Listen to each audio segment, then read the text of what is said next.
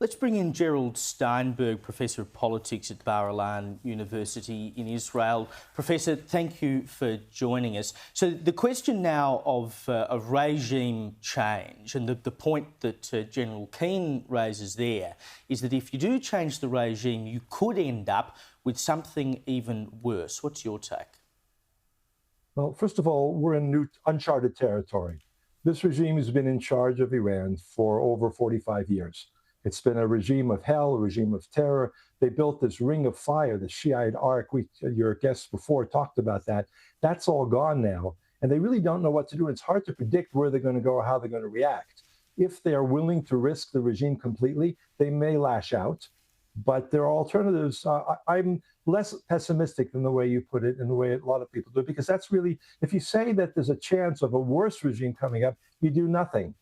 And then you don't open up the opportunity for a much better system, a system that has some degree of freedom. Iran is a different country than we're used to dealing with in the Arab Middle East. They're not Arabs. They do have something called civil society. They have protest movements. Those protest movements brought tens or even hundreds of thousands of people out in the streets every few years, every time the regime steals an election, every time they very visibly harass and worse than harass, they mistreat and they execute women. So you see that there's for a long time, been building an anti-regime group within Iran, a large population that wants to see them gone. How that translates into a new and different political process is difficult to predict. The overthrow of the Shah was, you could see towards the end of his regime, that it was fading, that he and his regime didn't have the power to maintain their ability to stay in office. But nobody predicted, at least nobody that I know, predicted that it would become a radical Islamic fanatic jihadist regime that we saw that would spend all this money trying to get nuclear weapons and build thousands of missiles and continually attack Israel and threaten to attack the United States. So where this goes from here is very hard to predict. But I think my general approach to these sorts of situations is, let's see what we can do, and mainly what the Iranian people can do to rid themselves of this very horrible group of leaders. And let's try to develop a situation to help those people to come up with something that's better. We may be seeing something similar that's happening in Syria. That may be a better example. Libya, of course, is a worse example, at least not a good example. Hey, this is Freya. Thank you so much for joining us.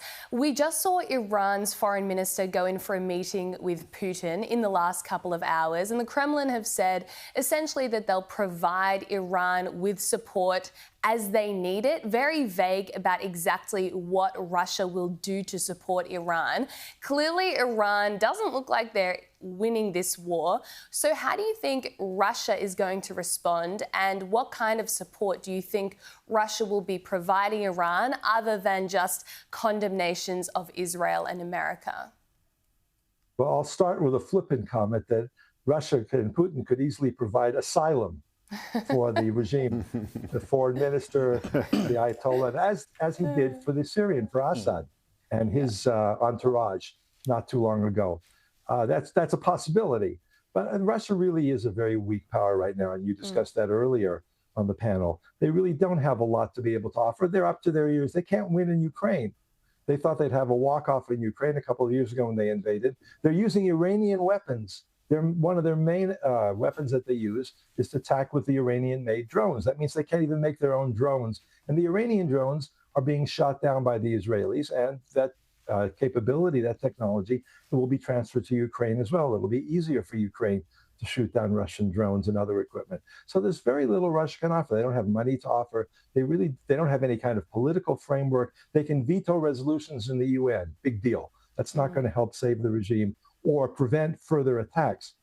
We've got a situation now where the Israeli Air Force is flying at will over all of Iran, not just the western part closer to Israel, but also the eastern part. It's like a duck shoot. They're knocking off piece by piece all of the military assets, all the security assets the Iranians have. So going to Russia is more of a symbolic act. Well, I can't go anyplace else. Nobody else wants us. I'll go to Russia and I'll pretend like it was 20 years ago.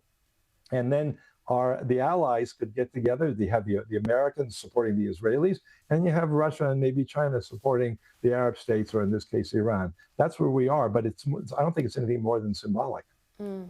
Gerald, Joe here. Thank you also for joining us. I wonder if, obviously, the most desirable resolution to this would be regime change from the bottom up, where a more benign, more pro-democratic, liberal authority took the place of the Ayatollah and the president.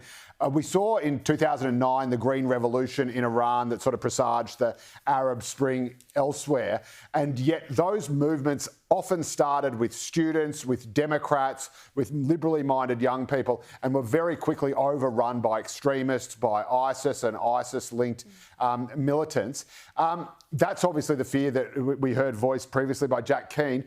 What do you think? How can the local movements in Iran prevent that power flowing to whoever is prepared to use it most extremely?